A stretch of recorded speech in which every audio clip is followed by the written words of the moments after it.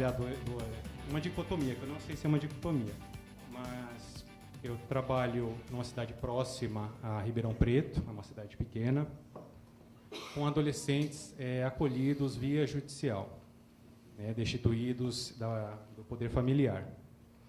E eles, logicamente, vieram do histórico que eles foram jogados dentro de um contexto social, que marginalizou eles, distanciou de direitos sociais e, de uma certa forma, há todo um processo de culpabilização em cima desses adolescentes, principalmente na relação deles com a sociedade, com a comunidade.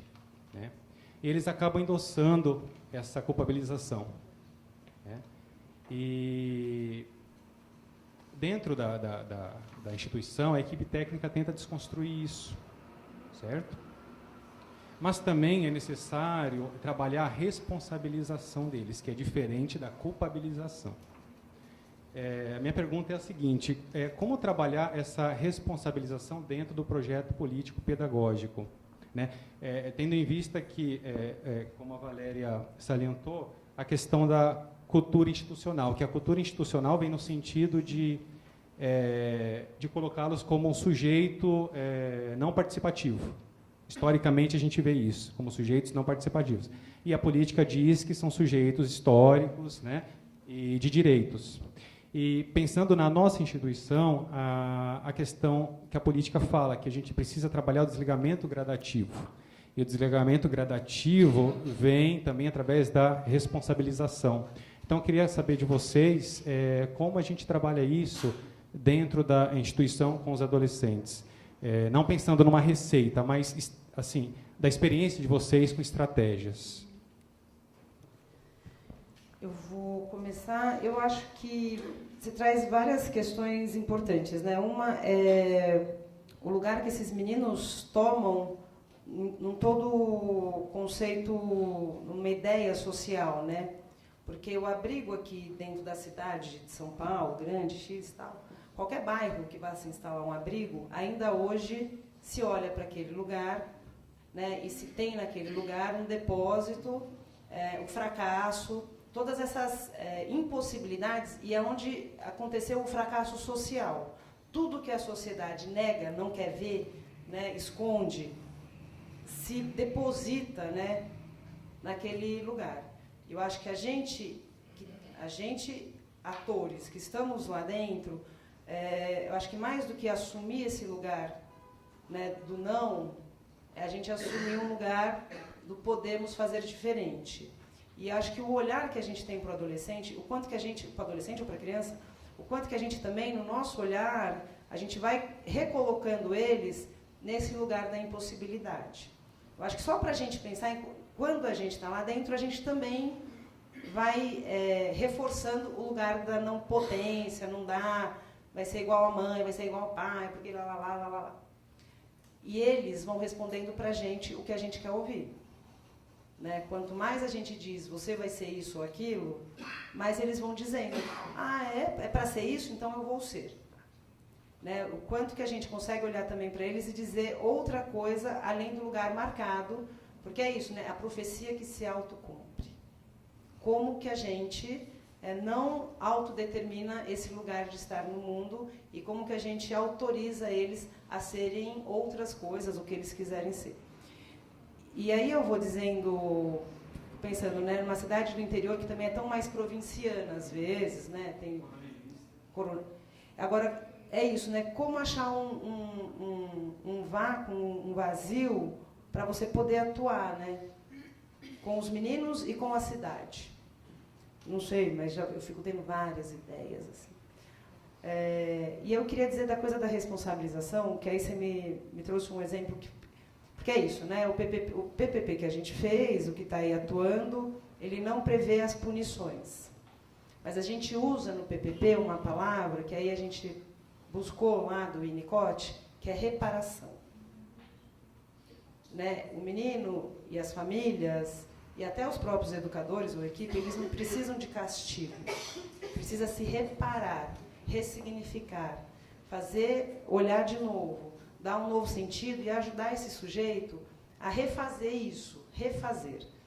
E aí eu tenho uma história que é uma história que é o seguinte, um momento lá na casa, quarta-feira, dia de jogo de futebol, Corinthians e Santos, qualquer coisa dessa, e dia de novela Chiquititas. Mesmo horário, aquelas... Tudo para dar errado.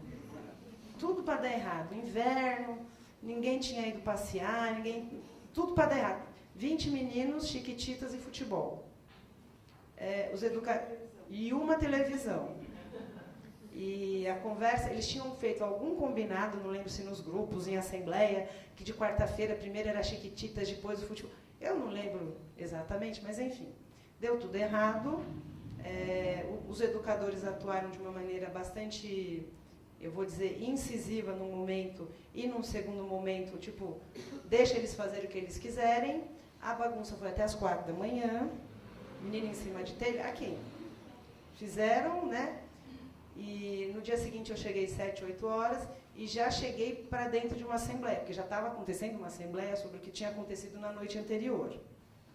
E eu lembro que eu sentei, eles foram, e aquela bagunça ainda, um falava, outro falava, educador. Eu falei, bom, eu não estou entendendo nada, mas a gente vai fazer o seguinte. Eu fiz a seguinte pergunta. Por que vocês, meninos, meninas, fizeram isto? Aí eles ficaram me olhando. Não, quase não. Aí eu, não, vou perguntar de novo. Por que vocês fizeram isto? Porque a novela ou o futebol era um problema.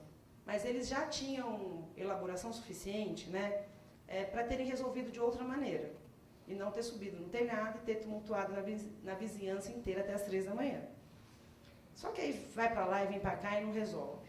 Aí a gente parou a assembleia e falou, bom, então vocês vão pensar por que vocês fizeram isso. E de noite, naquele mesmo dia, a gente voltaria em assembleia.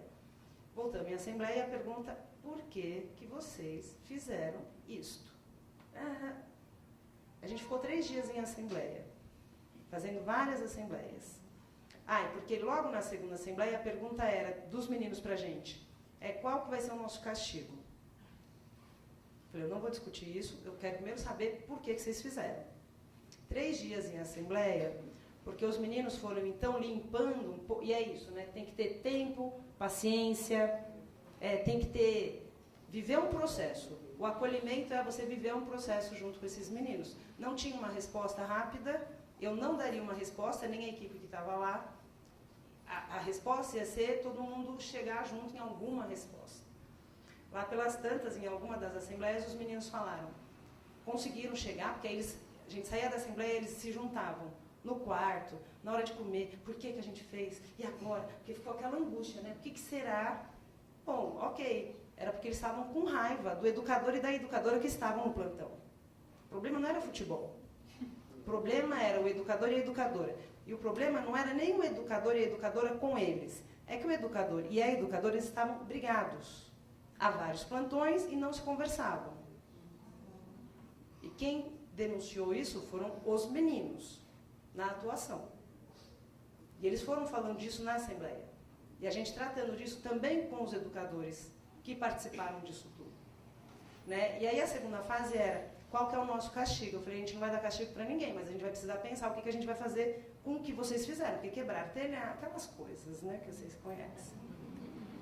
Mas qual que é o castigo? Então não vai passear, então... E eles tentando vários castigos, eu falei, não é isso, não é isso, não é isso.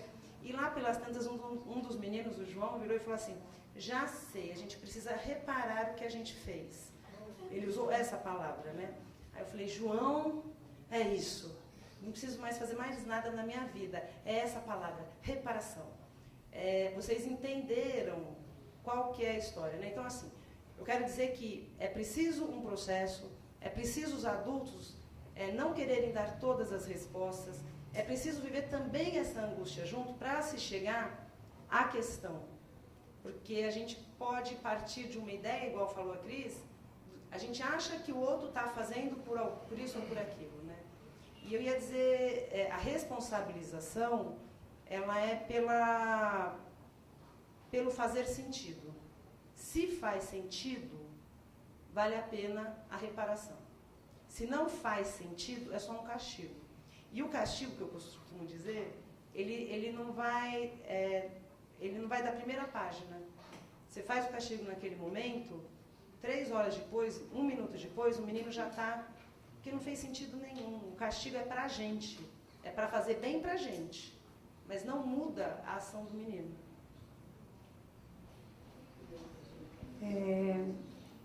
Quando você perguntou, eu fiquei pensando em 2 coisas. Assim, uma, quando você fala do distanciamento social, em que os meninos, pela história, enfim, por todo o contexto, vão sendo colocados. E eu fiquei pensando também no distanciamento social dos trabalhadores do acolhimento, né?